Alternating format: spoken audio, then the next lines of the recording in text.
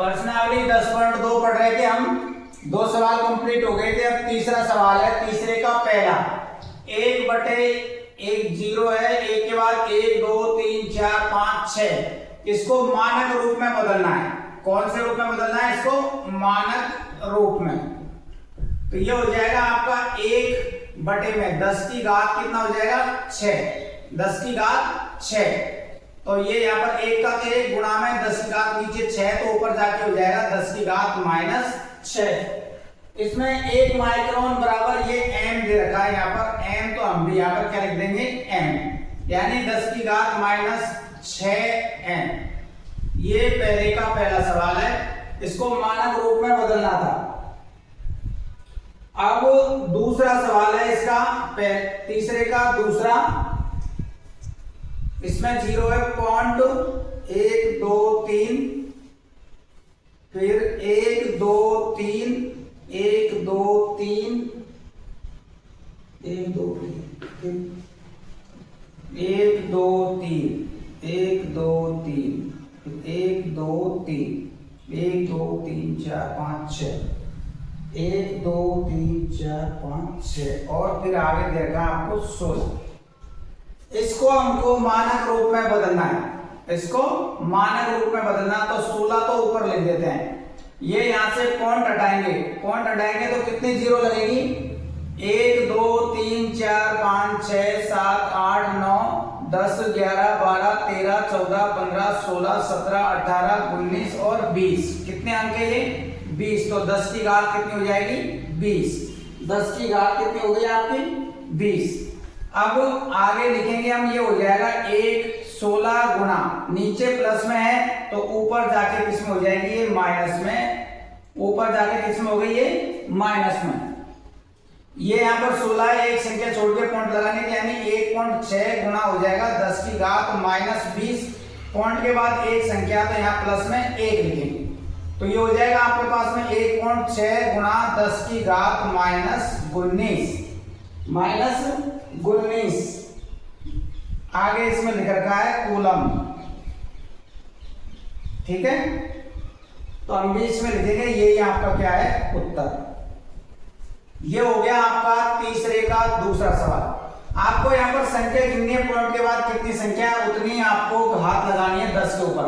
तो यहाँ देखो 1 2 3 4 5 6 7 8 9 10 11 12 13 14 15 16 17 18 19 20। तो यहाँ 10 के ऊपर घात कितनी लगेगी? 20। नीचे लगानी, क्योंकि पॉइंट के बाद आएंगे तो 0 नीचे लगती है। अब हमने ये 16 लिख दिया, 10 की घात यहाँ -20 प्लस में 20 है, तो ऊपर जाके माइनस में 20 हो गई। हमको एक संख्या छोड़ के पॉइंट लगाना है, यानी 1.6, तो 1 यहाँ प्लस का लिखेंगे। माइनस के 20 में से 1 घटाएंगे तो कितने बचेंगे? -19। ये हो गया आपका दूसरा सवाल। अभी इसी का तीसरा सवाल। इसी का तीसरा सवाल दे रखा है 0.60 1 2 3 4 5 6 और फिर उसके बाद में 5 और m। ये दिया हुआ है हमको, जीवाणु की माप दे रखी है। अब इसको मानक रूप में बदलना है, यानी यहां से हमको पॉइंट हटाएंगे तो 5 ऊपर और पॉइंट के बाद कितनी संख्या है? 1 2 3 4 5 6 7। तो नीचे कितनी हो जाएगी? 10 की घात 7। अब ये आपके पास में आ जाएगा 5 गुणा 10 की घात ऊपर हो जाएगा -7। 5 गुणा 10 की घात -7 एम। यही आपका उत्तर है। यही आपका उत्तर है। तो छोटे छोटे सवाल है, पॉइंट के बाद कितनी संख्या है वो आपको गिननी है और नीचे उतनी 10 की घात लगानी है। तो यहाँ पॉइंट के बाद 7 संख्या थी, तो हमने 10 के ऊपर घात 7 लगा दी। ऊपर लिखेंगे तो यहाँ पर -7 हो जाएंगे। यहाँ पॉइंट, यहाँ देखो एक ही अंक है और कोई अंक नहीं है, तो हम यहाँ पॉइंट नहीं लगाएंगे, तो 10 की घात -7 के -7 रह जाएंगे। ये हो गया आपका तीसरा सवाल। ठीक, अगला है चौथा सवाल। ये दीर्घांक को 0.000127 मीटर, ये पौधों की कोशिकाओं की माप दे रखी है, तो इसको हमको मानक रूप में बदलना है। तो ये संख्या ऊपर है, तो उनको ऐसे कैसे लिख दिया मैंने? 1275।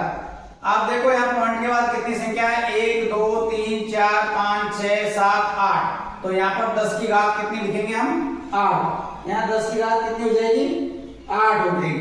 अब हमने ये लिख दिया 1275 गुणा 10 की घात, नीचे प्लस में तो ऊपर आके किसमें हो जाएगी माइनस में। अब हमको एक संख्या छोड़ के यहाँ पॉइंट लगाना है, पॉइंट के बाद में 275 गुणा 10 की घात माइनस 8, पॉइंट के बाद कितनी संख्या है 1 2 3, तो यहाँ पर लिखेंगे अपन प्लस में 3, तो ये हो गया 1.275 गुणा 10 की घात 8 में से 3 घटाएंगे तो कितने बचेंगे माइनस के 5, कितने बचेंगे माइनस के 5। यही आपका उत्तर है, यही आपका उत्तर है। ठीक है, ये हो गया तीसरे का चौथा सवाल है। अब तीसरे का हम पढ़ेंगे पांचवा सवाल।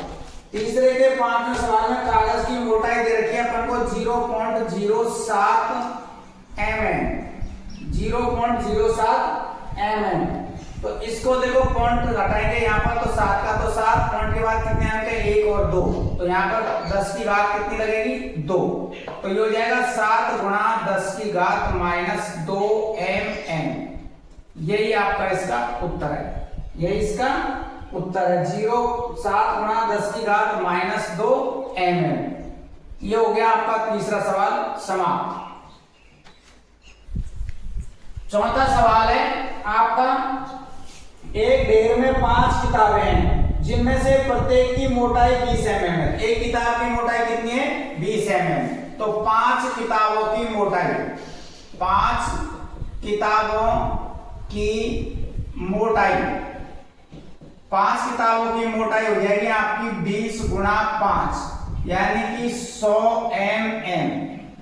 5 किताबों की, एक किताब की 20 है तो 5 की कितनी हो जाएगी 100 mm।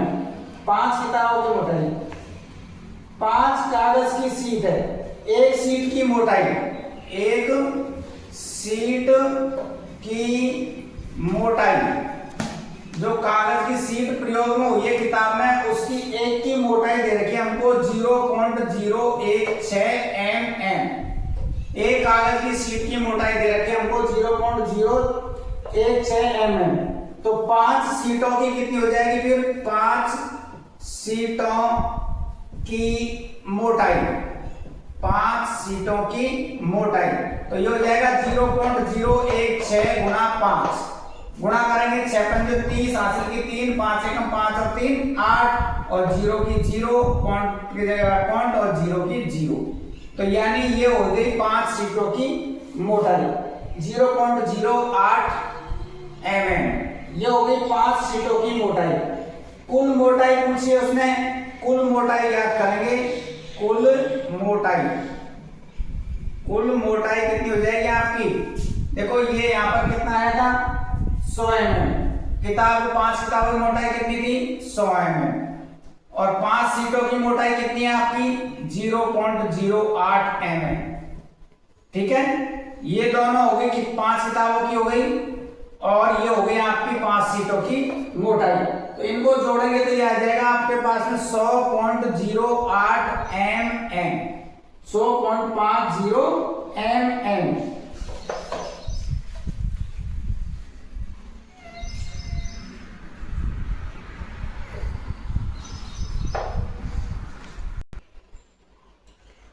एक किताब की मोटाई 20 mm है, तो 5 किताबों की मोटाई कितनी हो जाएगी 100 mm। एक सीट की मोटाई दे रखी है हमको 0.016 mm, तो 5 सीटों की मोटाई कितनी हो जाएगी, गुणा कर लेंगे 0.08 mm। अब कुल मोटाई पूछी है तो किताब की और सीट की मोटाई को हमने जोड़ दिया, तो जोड़ने पर कितना आ गया ये 100.08 mm। इसको मान रूप में बदलेंगे तो ये हो जाएगा, देखो आपके पास में 1.0008 और गुणा में 10 की घात कितनी हो जाएगी, अब 1 2 3 4, 1 2 3 4, और ये पहले तो यहां से देखो पॉइंट हटाते हैं हम, ये यहाँ पर पूरी संख्या ऐसे ऐसे लिख देते हैं अपन 10008, पॉइंट के बाद में यहाँ 2 अंक है तो यहाँ हो जाएगा 10 की घात 2, 10 की घात 2। अब हमको यहाँ पर लिखना है ये 10008 गुना 10 की घात नीचे 2 है तो ऊपर जाके ये हो जाएगी माइनस में 2, तो ये यहाँ पर एक संख्या छोड़ के हमको यहाँ पॉइंट लगाना है, पॉइंट के बाद 1 2 3 4 अंक है, 1 2 3 और ये 8 और गुणा में 10 की घात माइनस 2, पॉइंट के बाद कितने अंक है 1 2 4, तो यहाँ पर कितना लिखेंगे प्लस में 4, तो ये हो जाएगा आपके पास में 1.0008 गुणा 10 की घात 4 में से 2 घटाएंगे तो कितने बचेंगे 2, 4 में से 2 घटाएंगे तो कितने बचेंगे 2mm। यही आपका उत्तर है, यही आपका उत्तर है। देखो इसमें हमको मानक रूप और बदलना था, तो ये यहाँ से आपने मानक रूप में और बदल लिया। ये हो गई आपकी प्रश्नावली 10.2 समाप्त।